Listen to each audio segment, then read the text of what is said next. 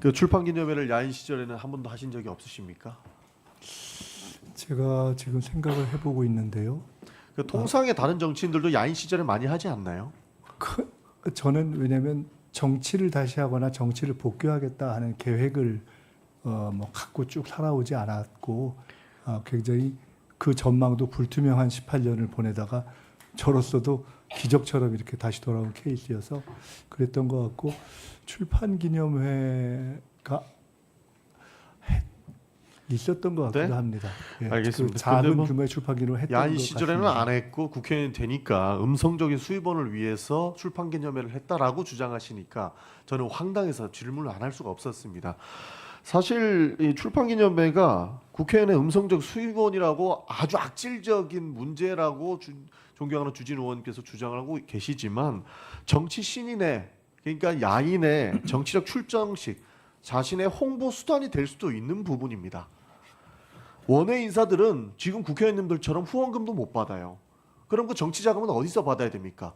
그 권력을 가지고 계신 국회의원들께서 원외위원장들, 원외 인사들 합법적인 정치 자금 수입 그 모금을 못 하도록 막고 있지 않습니까?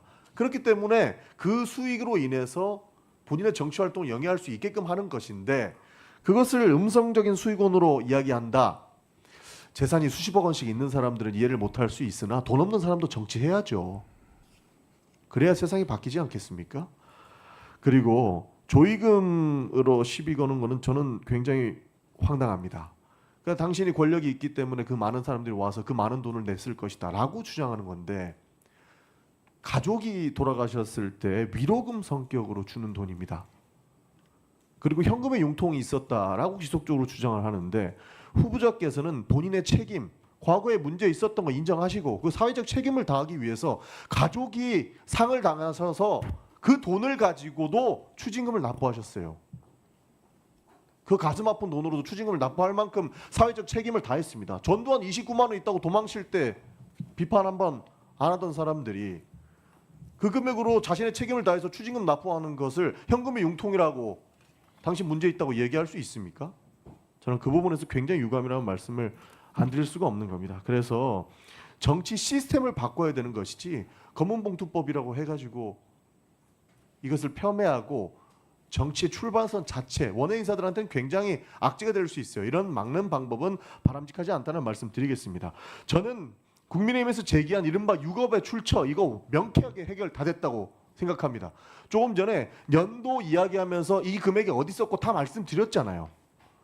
빙부상 조의금으로 돈 냈고 출판 기념회 있는 해에 더 많은 추징금 냈고 그거 부족한 부분들은 본인의 세비의 절반 이상을 털어서 추징금 냈습니다. 그것은 도망치지 않고 사회적 책임을 다하겠다라고 하는 후보자의 철학이 들어가 있었던 거라고 보는 거고 뭐 교회 현금 왜 이렇게 돈 많이 냈냐 하는데 그 돈을 낼 수 있게끔 도와주신 것도 하나님이라고 하는 본인의 종교적 철학 때문에 돈 낸 겁니다. 그것까지 비판하실 수 있나? 그렇게 본인의 세비로 생활이 안 되니까 배우자는 후보자한테 말도 못하고 친정에다가 생활비 좀 달라고 이야기를 했나 봅니다. 그렇게 아등바등 살아왔는데 그런 내용들 다 그런 현실들 다 빼고 후보자는 문제가 있어야 되는데 하면서 계속 현금 융통이 있었잖아요. 문제 있잖아요.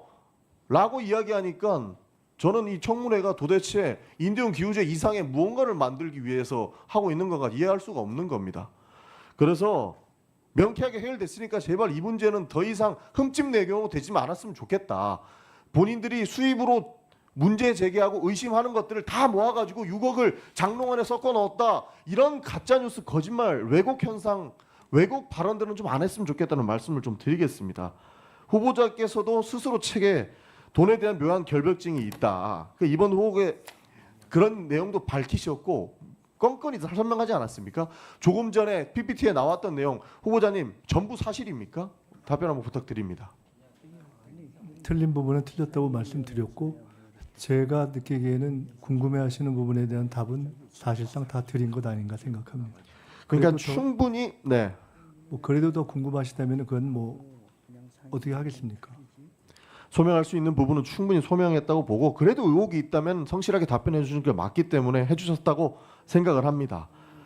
마치 거액을 숨긴 것처럼 마치 불법 정치 자금을 받았어야 되는데 안 받았다라고 하는 방식의 청문회는 되지 않았으면 좋겠다는 말씀 좀 드리고 싶습니다. 그리고 먼지가 날 때까지 터는 식의 공격은 지금 이미 진행됐다고 봅니다. 시간이 없어서 간단하게 질문 하나만 드리겠습니다. 저는 우리 사회가 먹고 살기는 다 힘든데 소비자를 기만하는 행위는 좀 없었으면 좋겠습니다. 지금 사회 현상에 대해서 말씀을 하나만 드리고 싶은데요. 최근에 한 그 플랫폼 업체에서 배달비를 무료로 하겠다라고 이야기하고 있어요. 근데 매장에서는 9,000원인 메뉴가 배달 앱에는 12,000원인 겁니다. 그러니까 조삼모사가 되는 거죠. 소비자는 속고 자영업자는 플랫폼에 대한 비용 충당을 위해서 어쩔 수 없는 선택을 하고 있습니다. 이게 공정거래 측면에서 바람직한 현상인가를 저희가 묻지 않을 수가 없습니다. 그래서 시간이 짧아서 그냥 다 생략하고 질문만 드리겠습니다. 이 관련된 내용만 답변해 주시면 좋을 것 같습니다.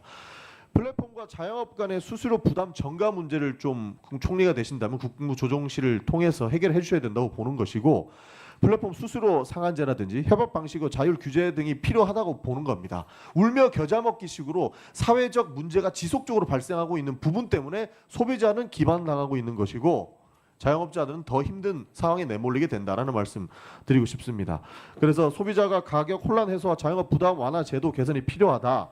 그러니까 플랫폼 수수료와 관련된 내용들은 총체적인 측면에서 접근이 필요하고 공정한 거래가 있을 수 있는 환경을 조성해야 된다라는 말씀 드리고 싶습니다. 이 문제 방치하면 안 된다. 소비자 신뢰 회복해야 된다. 자영업 부담 완화해야 된다라고 하는데 이에 대한 정책을 검토해 주시길 부탁드리고 이에 대한 생각을 좀 말씀해 주시길 부탁드리겠습니다.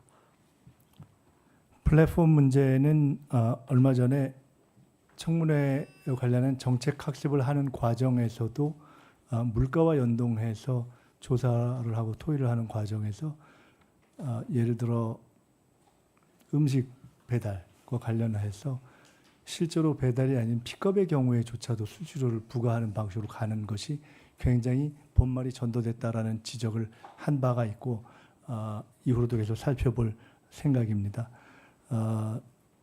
존경하는 전영기 의원님께서 질문 중에 제게 제기됐던 여러 문제 제기에 대한 문제점을 지적해 주셨기 때문에 그에 대해서 그냥 간단하게 두 가지만 말씀드립니다.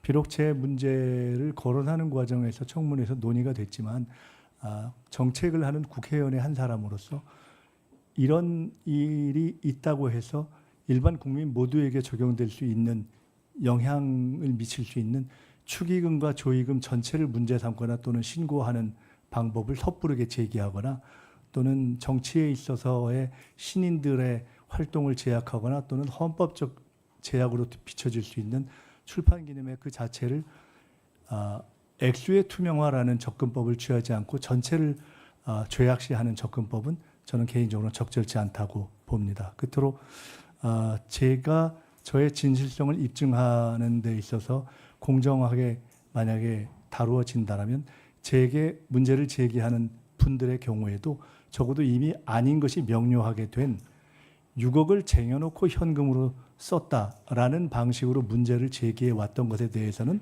적어도 제게 요청했던 사과 정도는 하거나 해명을 하고 후속 질문을 하시는 것이 적정하지 않는가라는 소회를 갖고 있다는 말씀도 드리겠습니다. 네, 전영기 의원님 수고하셨습니다. 다음은 존경하는 김현 의원님 질의해 주시기 바랍니다. 예, 저도 야인 시절에